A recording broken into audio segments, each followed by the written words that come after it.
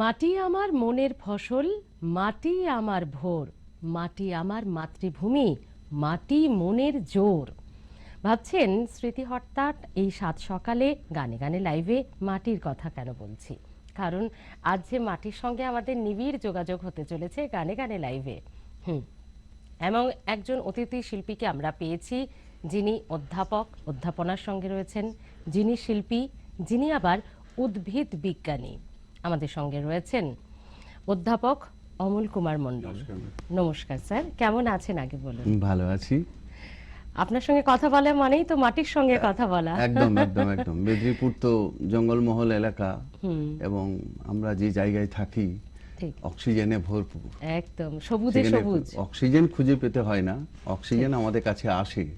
আর আমরাও যেহেতু আমাদের পড়াশোনাটা, আমার সর্বোচ্চ যে ডিগ্রিটা সেটা পিএইচডি ডিগ্রি, সেটা আমার বিশ্বভারতী রবি ঠাকুরের কাছ থেকেই করা, মানে ওনার প্রতিষ্ঠিত বিশ্ববিদ্যালয়। তো সেখানে তো একই রকম, সেটাও লাল মাটি আর মেদিনীপুরও লাল মাটি।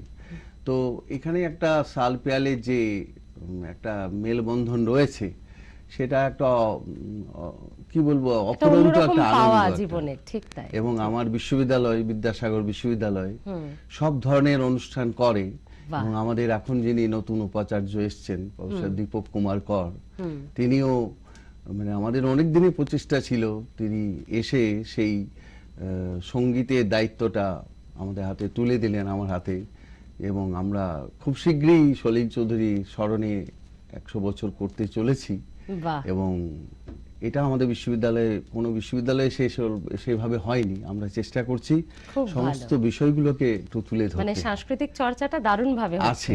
আপনাদের মতো শিল্পী মানুষরা আছেন যখন, তখন সেটা তো অন্য মাত্রা পাবে। একদম এরকম অনেক অনেক গল্প আমাদের কিন্তু চলতে থাকবে। একটু অন্য ধরনের এপিসোড হতে চলেছে আজ রবিবাসরীয় গানে গানে লাইভে স্যারের দৌলতে। অবশ্যই সকলেই সঙ্গে থাকবেন। তবে একটা গান দিয়ে শুরু হোক স্যার। একদম একদম। প্রথম যে গানটা আমি, ওটা অন আছে, ঠিক আছে আপনি বলুন। প্রথম যে গানটা আমি ভজন দিয়ে শুরু করার চেষ্টা করছি, ঈশ্বরের একটু সংস্পর্শ, একটু সঙ্গীত তো ঈশ্বর। তো আর আপনার সাথে প্রথম আলাপ এবং আমাদের এই মিউজিশিয়ানদের সাথে প্রথম আলাপ হলো, ভালো লাগলো। আমি চেষ্টা করছি ম্যাডাম। নিশ্চয়ই।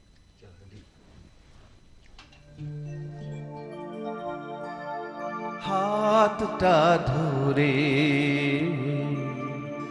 আমাকে চালাও, অন্ধকারে প্রদীপ জ্বালাও, হাতটা ধরে আমাকে চালাও, অন্ধকারে প্রদীপ জ্বালাও, চোখের দেখা দেখি না তবু,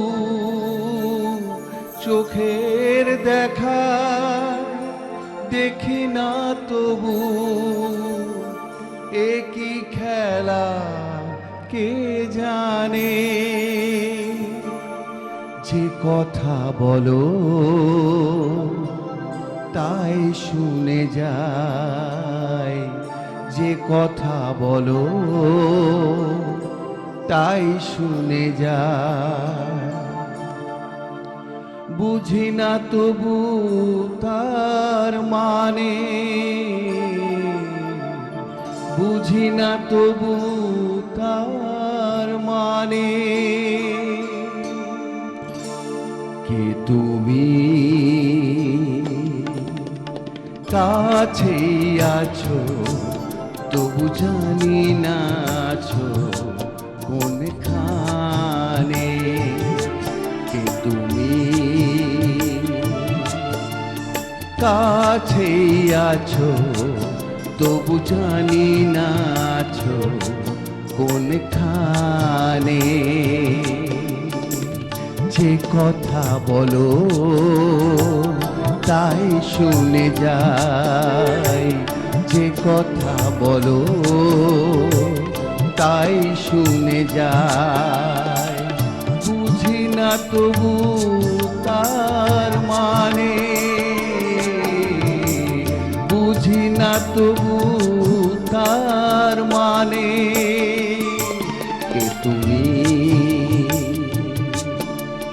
কাছে আছো তবু জানি না আছো কোনখানে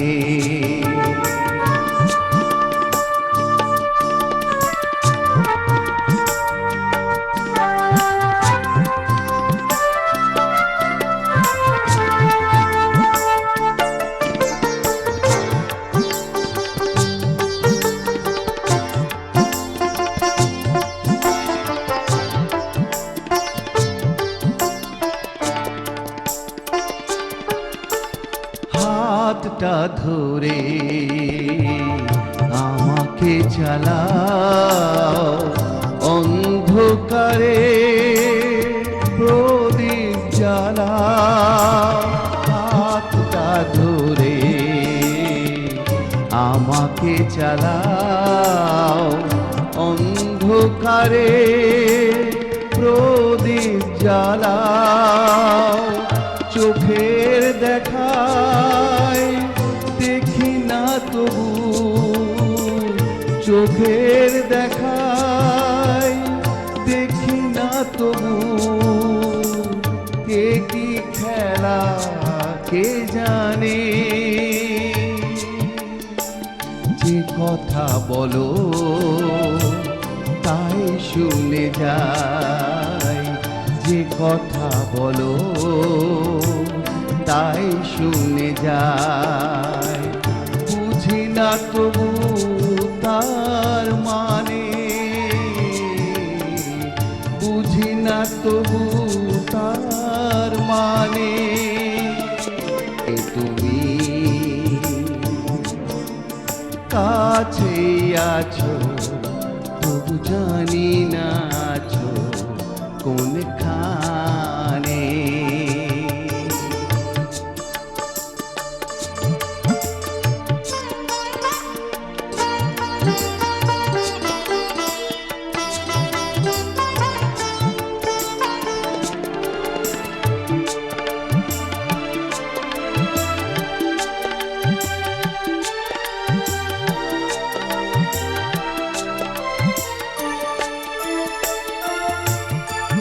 জানি গো তুমি চাইবে যেদিন থামতে হবে আমায় সেদিন জানি গো তুমি চাইবে যেদিন থামতে হবে আমায় সেদিন পাথর চরণ দাঁড়িয়ে যাবে পাথর চরণ দাঁড়িয়ে যাবে বেলা শেষের সন্ধানে